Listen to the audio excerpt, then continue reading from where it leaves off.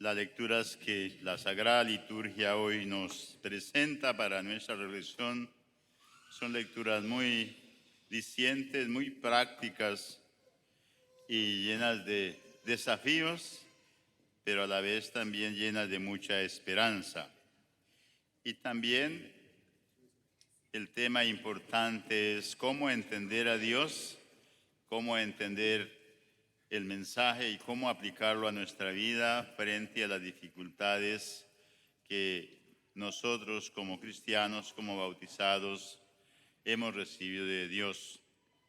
Por eso hay una palabra muy práctica en la lengua española que se llama ser auténticos y coherentes, dar testimonio de Jesús, y es precisamente asumir el compromiso de Dios a pesar de las dificultades o persecuciones por ser fieles a Dios. Porque una cosa es hablar y otra cosa es asumir nuestra vida, es ser auténticos y coherentes. A veces son palabras que las expresamos, pero que en el sentido profundo de la reflexión no le ponemos mucha atención. A veces le exigimos a los demás, hay que ser auténticos, hay que ser coherentes, pero nuestra vida a veces no coincide con nuestras actitudes, con nuestras acciones, con nuestro compromiso. Y el profeta Jeremías hoy hace esa muestra y ese mensaje, el que se siente siempre perseguido por anunciar el mensaje de Dios, porque el profeta es el que anuncia la buena nueva del Señor, y eso lo expresa el profeta Jeremías. Pero a la vez no se queda solamente con el anuncio, sino también con la denuncia, que es que no deja de confiar en Dios y anunciar fielmente a Dios la propuesta de Dios de los hombres, sino hay una respuesta coherente y auténtica. Y ahí es donde está el desafío de nosotros. A veces a nosotros nos gusta que nos hablen muy bien de Dios, que Dios es misericordioso, en fin, tan bonito eso. Pero ya cuando llega a ver la realidad, dice, ¿y qué hay que cambiar? ¿Qué hay que cambiar? Una cosa es decir que tiene buena salud y otra cosa es que tiene una enfermedad que curar y tiene que asumir el proceso de precisamente sanación. Y ahí es donde no queremos, ¿no? Entonces, el Evangelio, la palabra de Dios nos lleva a que seamos profetas, anunciar la grandeza de Dios, seguimiento del Señor, pero a la vez también ir denunciando para ir purificando, y cada uno debe pensar en eso, ¿no? Pensar en eso. Ser profeta no es fácil. El profeta, como el verdadero cristiano, es aquel que es capaz de decir con valentía las verdades que a veces duelen y que provocan críticas y conflictos, y en algunas circunstancias incluso con peligro de la vida. Siempre el profeta, el cristiano comprometido, expone su vida, expone su espiritualidad también a llevar un cambio de vida, y eso cuesta, Sabemos bien que todo aquel que ha querido hacer el bien siempre tiene dificultades, siempre. Si nos proponemos ir cambiando, es como ir a un retiro espiritual, comenzar a venir a la iglesia, en fin. Eso requiere un compromiso de ir cambiando, pero eso trae muchas dificultades porque tiene que enfrentar a una serie de resistencias que están al lado nuestro, que no nos dejan, que nos impiden dar el paso a la conversión. Entonces, ahí está la dificultad grande, es decir, ¿cómo voy a hacer? ¿No? Porque el mundo quiere siempre que nosotros nos acomodemos siempre a lo que el mundo dice, y a veces la vida espiritual se convierte en una frase muy práctica que se llama paliativos, una espiritualidad paliativa, o sea, estar bien con todo el mundo, ¿no? Ya, siga pecando, está bien, en fin, y todo. Llevemos la vida así, ¿para qué eso? ¿Para qué lo otro? ¿No? No, no se trata de eso, porque la gracia de Dios tiene un costo grandísimo, tuvo un costo y sigue teniendo un costo grandísimo, y fue la muerte de nuestro Señor Jesucristo. Dio su vida por nosotros, todo. Entonces no podemos nosotros ir disminuyendo la responsabilidad de que eso todo el mundo lo hace. No, no es cuestión de paliativos, hay que asumir la cruz. Por ejemplo, nosotros al ver cuando Jesús llega precisamente a cumplir la voluntad de su Padre, comenzó su vida pública, comenzó a estar en el contacto con las personas, pero él no solamente los miraba, sino que los sanaba también, ¿no? Los sanaba también. Vemos algunos ejemplos del Evangelio con la pecadora pública. Nadie te ha condenado, nadie. Yo tampoco, pero en adelante no peques más. Imagínense, o sea, un cambio rotundo. Yo a veces le tenemos miedo a los cambios nosotros, ¿no? Eso. Y así con Zaqueo también. ¿Ven? Entonces, todo eso lleva a crear un ambiente y eso es difícil porque el entorno que nosotros vivimos, hay muchas resistencias, la vida social, los amigos, a veces los familiares, ¿no? Una persona va a un retiro, comienza a especular, vamos a ver cuánto le dura la emoción, cuánto le dura todo eso, ¿no? Y entonces tenemos miedo al que irán, ¿no? Ante esas situaciones, ¿no? Si una persona da el paso al sacramento del matrimonio, no dice, oremos por este matrimonio para que el Señor lo siga bendiciendo con su gracia. Vamos a ver cuánto le dura el matrimonio, ¿no? O sea, todo eso es como el demonio también busca todas los trucos para ir creando esa desconfianza. Y ahí es donde debe estar el profeta. Debe estar el profeta para anunciar. Por eso la iglesia maestra y divina de Dios también dice, hay que orar, hay que formarse, hay que conocer a Dios a través de la palabra de Dios, hay que practicar los sacramentos y no solamente practicarlos con una muestra de un cumplimiento, sino de una necesidad para que esa grandeza de la gracia no se pierda y no solamente una grandeza personal, sino también que se va dando a conocer a los demás, ¿no? Dando a conocer a los demás, ¿no? Si una familia viene a la Santa Misa con su esposa, con sus hijos, y sale afuera al mundo y dice, ¿por dónde van? ¿Por qué vienen tan contentos? Porque estábamos en la celebración de la Eucaristía. Decirlo sin miedo también. Yo tuve esta vida, pero he cambiado y me siento feliz. Mi vida ha cambiado. Y cuesta porque el mundo de afuera es muy absorbente. Quiere robarnos la grandeza y la alegría que Dios siempre nos regala a cada momento. Y que esa alegría y esa grandeza son muestras del amor infinito de Dios porque Él murió por nosotros. Como dice el apóstol San Pablo, tanto amó Dios al mundo que nos dio a su propio Hijo. Nos dio a su propio Hijo. O sea, somos el fruto precisamente de esa ganancia. Por eso cuando hay líderes dicen, sí, padre, tranquilo, es la misericordia de Dios. No, un momentico. La misericordia va acompañada de la cruz del Señor. Porque fijémonos en el Calvario, Jesús asumió y en la cruz todo ese proceso del Calvario que presenta el Evangelio fue una mezcla de generosidad. Pero Jesús no se estuvo callado.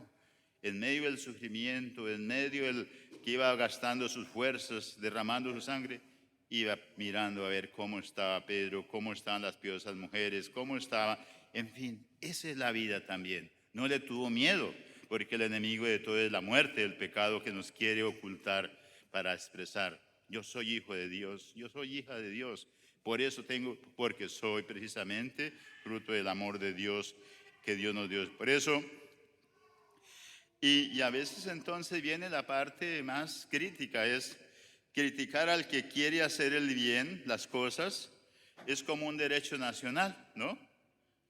¿No? Todo el mundo dice, el objetivo del mundo es eso, criticar, ¿no? Criticar, ¿no? Y pareciera que fuera como una norma especial, pero para los que hacen el bien, pero para los que hacen el mal, nadie los critica. No, es que estamos en un mundo hoy en el siglo XXI, ¿no? Pero el que hace el bien, Ave María, ahí vienen las miradas, las palabras, en fin, y todo eso. Entonces, es todavía muy bien saber lo que la gente dice. En la actualidad hay que hacer las cosas, por ejemplo, y no es aplaudido, ¿no? Incluso en ocasiones el que hace el bien es perseguido, es criticado, ¿no? Hoy aparece que lo más popular, lo que a la gente le gusta a la gente, es ir en contra del sistema, ir en contra, está bien, incluso contra Dios, ¿no? Vemos, por ejemplo, la incoherencia a veces de la sabiduría humana. Muchos hablan de justicia y a veces y todas las cosas, pero es de labios para afuera porque ellos son más injustos y más mentirosos y todas. Ya eso pasa en nuestra vida también, cuando tanto hablamos de esa injusticia y de tantas cosas, de derechos humanos, somos los que más vamos en contra de la dignidad de la persona humana, en contra de los valores, en contra de las virtudes, en fin. Porque para hablar de justicia yo tengo que ser modelo de justicia. Si hablan de la mentira, yo tengo que ser modelo de la verdad. Si habla del amor y del odio, entonces yo tengo que ser modelo del amor y del perdón y la misericordia. Entonces, ahí está el balance para un cristiano comprometido, ¿no? Por eso, si somos cristianos auténticos, estemos seguros de una cosa: siempre vamos a ser criticados y calumniados. Sin embargo, Dios nunca nos abandona, dice el profeta Jeremías, nunca. Esa es la grandeza de Dios. Y no vamos a salir corriendo o marginados o con sentido de culpabilidad ni nada, o sentirse, no, yo estoy cumpliendo con mi deber y de mi vocación. ¿Por qué tú haces oración? Porque soy hijo, hija de Dios. Y no le da pena que todo el mundo, no importa, ¿no? Porque es que esa es mi vocación, mi vida, y sin ella no puedo vivir, ¿no? Es algo hermoso, ¿no? Entonces, es la alegría, la expresión de una vocación que nace de la fuerza divina y la fuerza de la gracia que Dios me da también para hacer el bien. Pero para eso no es solamente una opción a distancia, sino es una opción que se da en el diario caminar de la vida, el diario caminar de la vida, todos los días. Una familia en casita, el esposo, la esposa, los niños, los hijos, en fin. Es un diario caminar donde se expresa la alegría de vivir. No es para lamentar, ay Dios me tocó así, porque es que no, es la presencia de Dios, la presencia de Dios. Nosotros venimos a la Santa Misa no por obligado, ni mucho menos, sino la necesidad de Dios para expresar la alegría de estar en la gracia de Dios. San Pablo a los Romanos nos recuerda que el pecado y la muerte son dos realidades inseparables. Son dos separadas. Siempre la parte humana está presente, siempre. Si no fuéramos nosotros personas trascendentes, alma, cuerpo y espíritu, imagínense cómo sería nuestra vida. Por eso Jesús habla, ustedes están en el mundo, pero no son del mundo, porque Dios nos ha creado para la vida eterna. Aunque el mundo le dé perspectivas, en fin, todo eso, ¿no? Pero si no trabaja en esa sabiduría y en esa gracia para ir a la eternidad, pues no tiene sentido. Seremos seres muy frustrados por eso cuando uno se aparta de Dios, pierde como esa armonía espiritual, la armonía de la gracia para sentirse uno hombre o mujer en la dimensión de Dios, hasta en el respeto, ante las palabras, ante todo, ¿no? Entonces, por eso, la marginalidad, a veces el sentirse a llorar, en fin, y todo eso, es cuando hablamos de Dios, pero no vivimos a Dios. Pero el que vive a Dios siempre está en esa armonía de fortaleza, pero siempre en la parte de estar predicando, anunciando y luchando contra aquello que se opone a la salvación. Pero el primer pecado que originó es la muerte. Nosotros nacemos, somos seres humanos, por eso a los niños se les bautiza y dice el pecado original. Todos nosotros, los que estamos aquí, nacimos seres humanos y nacimos precisamente con esa debilidad de ser de fácil, si no estamos con Dios, caemos en el pecado. Caemos en el pecado. Y esa es la parte que tenemos que trabajar, como dice el apóstol San Pablo el día de hoy. La fortaleza está en vivir en la dimensión de los hijos de Dios para luchar contra todo aquello que nos quiere robar, nos quiere quitar la oportunidad de sentirnos hijos e hijas de Dios y para hacer el bien. Porque el pecado nos quiere quitar esa vocación de hacer el bien, esa vocación de mirar al otro con la mirada de Dios, ¿no? Por eso hay tantas guerras, en fin, todo, porque el pecado quiere es destruir la armonía en el ser humano y convertirnos como en enemigo del uno con el otro. Ese es el trabajo del pecado. Y a veces fácilmente caemos en eso, ¿no? A veces entre nosotros mismos, ¿no? No tenemos una relación armónica entre los seres humanos, el saludo, la alegría de decirle buenos días, ¿cómo está? O a veces hacemos las cosas solamente para que nos vean, ser protagonistas, pero después se nos olvida. No, es la grandeza de ir construyendo lo que Dios nos da. el Evangelio de San Mateo, Jesús nos dice, no tengan miedo. Existen miedos diversos porque Jesús siempre, ante esa mirada y esa flaqueza del ser humano, que es el pecado, la tendencia, todos tenemos la tendencia. Nadie puede decir, no, es que yo no me dejo tentar. No, es una tendencia todos los días a hacer cosas que no están en el plan de Dios, siempre. Por eso el trabajo y la pedagogía de Jesús está en eso, ¿no? Y por eso Él dice, yo soy el camino, la verdad y la vida. Es la pedagogía. Y esa pedagogía la da precisamente el Espíritu Santo. Y la pedagogía, una persona tiene que ser disciplinada y ser orientada en una pedagogía que tiene una opción prioritaria. En teología hay una palabra muy grande, pero tiene sentido, opción fundamental. ¿Cuál es mi opción fundamental? Es Dios. ¿Cómo está usted construyendo su opción? ¿Cómo está respondiendo a esa opción fundamental? O sea, lo prioritario. ¿Qué es lo prioritario en su vida? A veces vivimos en una sociedad totalmente, como se dice, ocupados para el trabajo, para ir y volver. Imagínense todo eso, ¿no? Entonces, ¿cuál es la decisión personal de una persona, no? En las horas de la mañana, cuando todo el mundo va al trabajo o cuando vuelve, uno dice, ¿qué estará pensando toda esa gente que va caminando por ahí? ¿No? ¿Qué estarán pensando, no? Si están en la mentalidad de Dios, por lo menos dice, volveré a mi casa, encontraré a mi familia, en fin.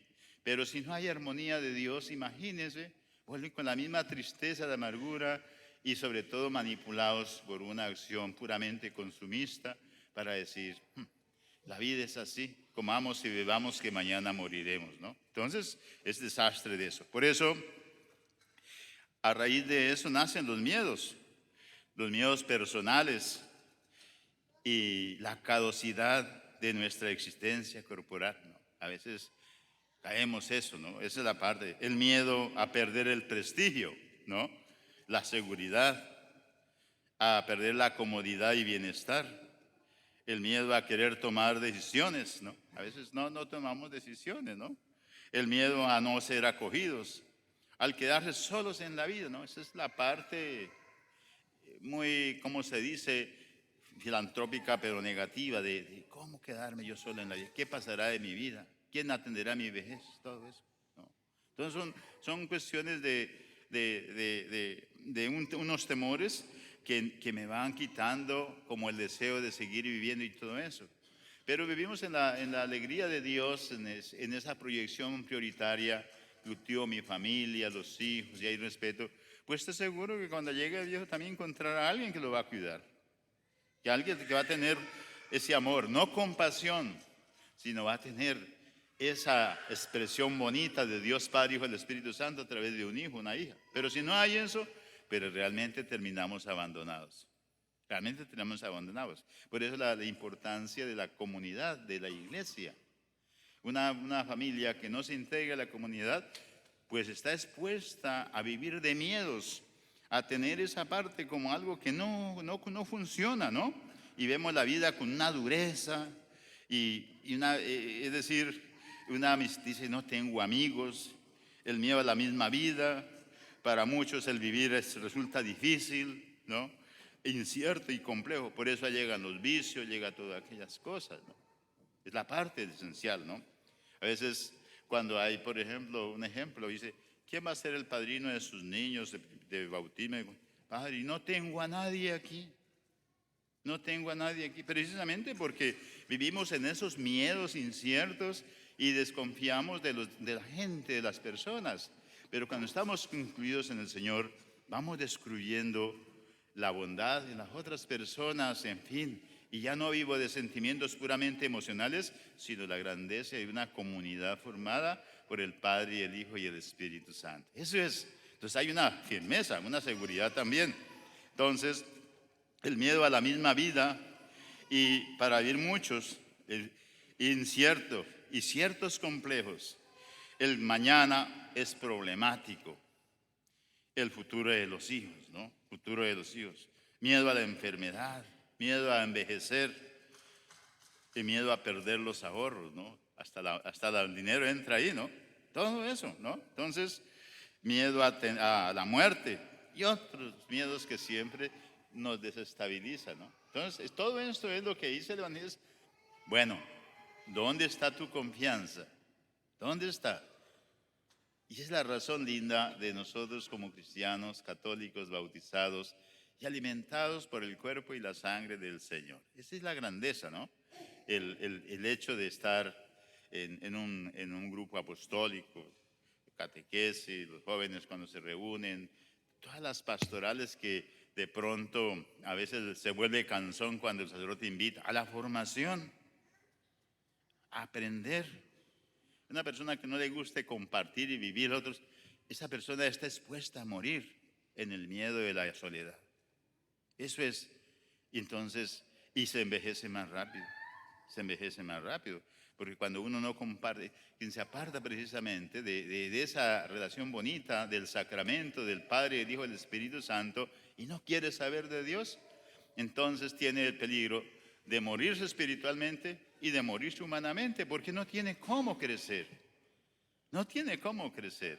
Entonces ahí ve y se pierden valores, tantas cosas lindas, ¿no? Que en psicología precisamente se da la expresión fuerte de la relación del uno con el otro, lo que se llama la interrelación los unos con los otros. Por eso, la credibilidad, ¿no? Y hay que estar preparados también porque las instituciones en el mundo a veces no son creíbles si no están fundamentadas en Jesús. Hasta la misma iglesia comete errores, pero está el Espíritu Santo también para ayudar a purificar todo eso. Por eso, pero si perdemos la confianza en nosotros mismos y en la bondad del mundo, estamos perdidos. Porque todo se oscurece y uno llega a plantearse si merece la pena vivir, ¿no? Yo siempre encuentro con personas y dicen, no vale la pena vivir, no vale la pena vivir. Y a veces los jovencitos o jovencitas cuando deciden quitarse la vida es, no vale la pena vivir, no hay amor, no me siento segura, en fin y todo eso. Y yo no le voy a decir que eso es pecado, que todo eso, no, es que falta Dios. Hace falta un papá, una mamá que sean los preocupados por dar una pedagogía de crecimiento, porque no se trata solamente de reglas y reglas, sino es de crear ese ambiente, lo que nosotros los pedagogos llamamos hacer ese proceso prioritario y operacional para que uno vaya descubriendo los caminos, como un buen mentor cuando trata de hacer una casa, ¿no? Hace el presupuesto, cuáles son los elementos prácticos, qué es lo que hay que hacer. Así es nuestra vida también. Ese edificio no es para que se quede ahí plantado como una casa, sino el edificio de la vida para la vida eterna. Y de esa forma vamos tratando de quitar toda la oscuridad que se aparece y plantearse una manera nueva de vivir, una manera nueva de vivir, ¿no? Contra el mal y la pérdida de la confianza, el Evangelio de hoy nos invita a encontrar a Dios. No tengan miedo, no tengan miedo. Y Dios, nuestro Padre que cuida la naturaleza de los animales, ¿cuánto más no nos cuidará a nosotros? ¿No? Uno cuando mira las flores, el campo y dice, ¿y estas aves? ¿Y estos cómo andan de bonito? ¿Quién las cuida? Dios. Pero nosotros hacemos la pregunta, si Dios cuida la naturaleza y todo, ¿cuánto más no nos cuidará a nosotros porque es nuestro Padre? Entonces, ¿para qué se queja? ¿Para qué llora tanto? Uno se queja y llora cuando no está ubicado en el meollo fundamental donde debe estar, y es Dios, el centro vital. Y no un Dios castigador, sino un Dios de amor, un Dios de amor. Por eso, una de las palabras que siempre yo a veces digo, algunos decían cuando llegaba a los retiros, es que el problema mío es, yo soy una piltraja, yo soy pecadora, no sé qué. No, Señor, tú eres la bondad de Dios. Tú eres la bondad de Dios. Entonces, ahí está, y ahí comienza uno a edificar la grandeza. Cuando yo soy fruto de la bondad de Dios, el amor de Dios, ahí comienza también el aprecio a los demás. Ahí comienza el hijo a decirle papá y mamá. Ahí comienza el padre a decir mis hijos. Ahí comienza a decirle mis vecinos, mis hermanos, en fin. Pero si creamos un ambiente negativo de Dios, dice, ay, yo soy basura. Yo no creo basura. No, no, no. Si Dios cuida la naturaleza en todos aspectos, con mayor razón, nuestra vida es imagen y semejanza de Dios. Por eso, nuestro Padre Dios ama tanto hasta que nos dio su propio Hijo. Dice el apóstol San Pablo, tanto amó Dios al mundo que nos dio a su propio Hijo. Tanto amó Dios. Es un trabajo muy bonito, ¿no? Ya el querigma a veces en los retiros es tratar de que la persona recobre su autoestima. Y no una autoestima puramente humano, psicológico, sino una autoestima también espiritual fortalecido, donde comienza a decir, oiga, yo estaba en la oscuridad y no sabía que tenía estas virtudes, no sabía que tenía estos talentos, pues no sabía que podía ser un maestro eficaz de la vida para los demás también, ¿no? Él es la roca en la que podemos afianzar eficazmente nuestra confianza. Confianza en que somos queridos uno a uno por Dios, queridos con nuestras virtudes y defectos. Eso es algo muy lindo también, ¿no? Y, por eso estamos hablando de los matrimonios, ¿no? Y dice, hay tantos años, pero a lo largo de la vida, la caña de Dios, cómo ha ido moldeando, ¿no? Moldeando. Y es la figura de Dios, la figura de Dios. Y fíjense que ni la ciencia ni todo puede dar una respuesta a los deseos del hombre. Mire, esos accidentes que han pasado por ahí, ni el dinero, ni la ciencia, ¿no? Solamente es Dios. Qué lindo, ¿no? Pues vendrán pruebas, enfermedades, pero es parte de nuestra vida humana que de todas maneras, la decadencia del cuerpo, pero que no se decaiga el crecimiento del alma y del espíritu, que eso es lo más importante. Nuestro cuerpo se va yendo, se va desplazando, pero la presencia de Dios nos da mucha fortaleza también.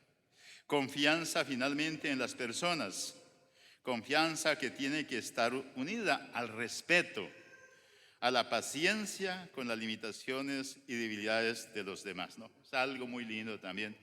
A veces somos demasiado exigentes con el otro. Téngale paciencia. La paciencia de Dios, y nosotros queremos ser es que debe ser así, a veces no. No, tenga paciencia. Si Dios tiene paciencia conmigo, téngale paciencia, pero no se aparte de Él. No se aparte. A veces salen debilidades en los niños, en los jóvenes, en fin. No diga, es que la sociedad es así. No, es que yo soy su mentor. Yo soy el que debo trabajar. Yo soy el que tengo que construir ese puente de unidad entre Dios y mi familia. Y yo tengo que también estar atento para que la corrosidad y todas las cosas que van dañando nuestro caminar desaparezcan y estar atento para curar, ponerle realmente cuál es la medicina oportuna. Y simplemente esa comunicación sencilla con Dios, que es la oración.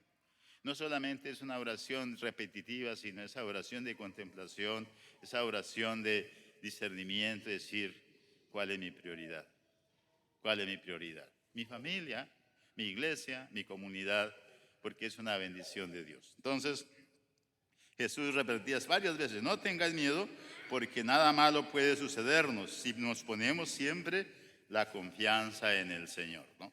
Entonces, es la razón precisamente de lo que nos pide el Santo Padre también en este tiempo que estamos en la parte del sínodo, ¿no? Comunión, participación y misión. Mientras uno no esté envuelto en el desarrollo de la ayuda del pastoral, pues lógicamente no vamos a entender. Una cosa es venir a la misa y irse corriendo, y otra cosa es gastar el tiempito, ¿no? Yo me da mucha alegría cuando los jóvenes, todos los viernes, la pastoral familiar, los otros, están ahí pendientes. Otros, no tengo tiempo porque es que no sé qué, que no sé cuándo. Pues ahí se nota precisamente la calidad, la coherencia y la autenticidad. Esto implica sacrificio y el profeta siempre está expuesto a ser criticado y todo, pero ahí, al pie del cañón, como dicen los hermanos, ¿no? Y sobre todo la Sagrada Eucaristía. Porque si no estamos llenos del amor de Dios, no podemos recibir la Sagrada Eucaristía, ¿no? Entonces, cuando dice el cuerpo de Cristo, amén, lo acepto, Señor. Y esa es la parte, porque ahí va el alimento para ir a toda la semana. Y afuera hay tantas cosas que hay que estar atentos, porque el discernimiento del Espíritu es estar atentos, no para estar condenando, sentirnos con complejo de inferioridad, sino para decir, si no fuera por la grandeza de Dios, este cáncer que hay afuera de ausencia de Dios acabaría con lo más hermoso, de ser imagen y semejanza de Dios, hijos de Dios y templo vivo del Espíritu Santo. Queremos tener una alegría de imágenes, de ser personas alegres, contentas. Nunca hay que apartarnos de Dios. No hay que apartarnos de los sacramentos y no hay que apartarnos de la comunidad, la iglesia, que es la que nos ayuda. Todo esto aquí, esta celebración de todos juntos, estamos apoyándonos. Estamos creando esa riqueza de Dios, del Espíritu Santo, porque todos tenemos un granito de amor. Y ese granito es el que tiene que ir a incendiar afuera también para acabar la energía negativa y ponernos a decir siempre, somos hijos de Dios, somos imagen de Dios, somos templo de Dios y hemos sido llamados a ser profetas para anunciar y denunciar lo que se opone al Señor y que nuestra vida no es solo para este mundo, sino para la vida eterna. Veamos a la Santísima Virgen María y a San Juan, que fue ayer la fiesta de él, para que esa parte sea muy linda de ser realmente coherentes y auténticos en nuestra vida cristiana. Que así sea.